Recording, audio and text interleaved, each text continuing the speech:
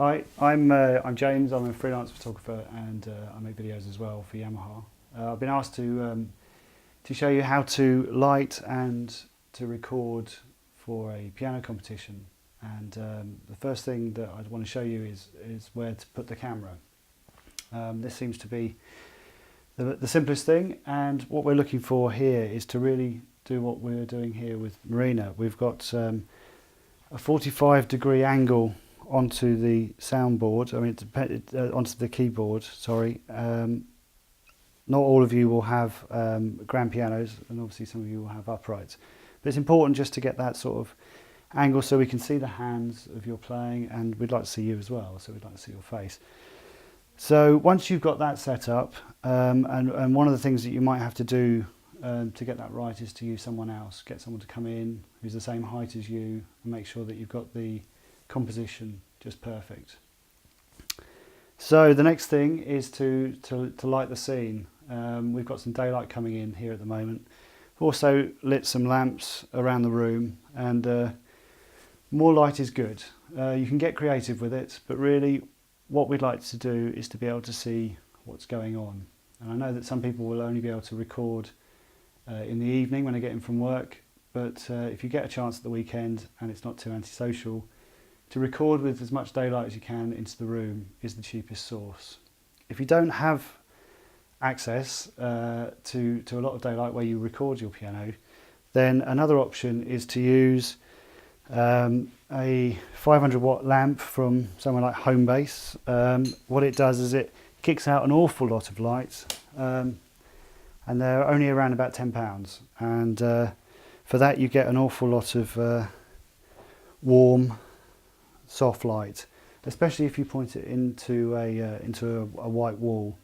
So we're about 8 feet away, or 10 feet away from Marina, and we're getting a nice sort of glow on her skin. Sound.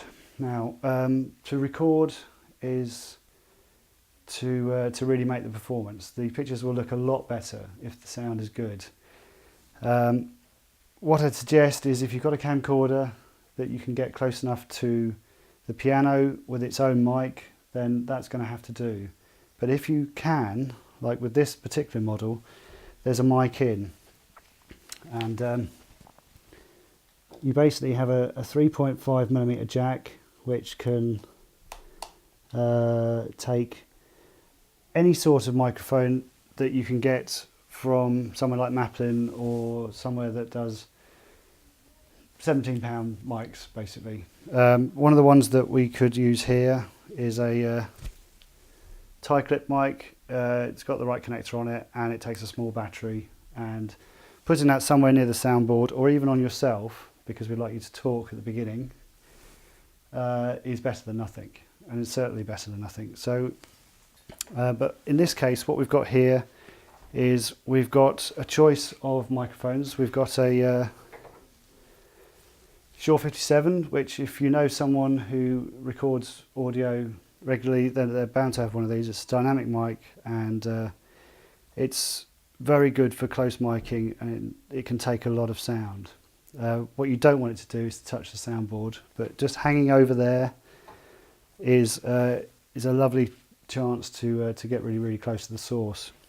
If you've also got access to some professional mics and a way of recording into a separate sound recorder, be it a Zoom or a Yamaha product which can take this sort of input. This is a condenser mic made by Rode.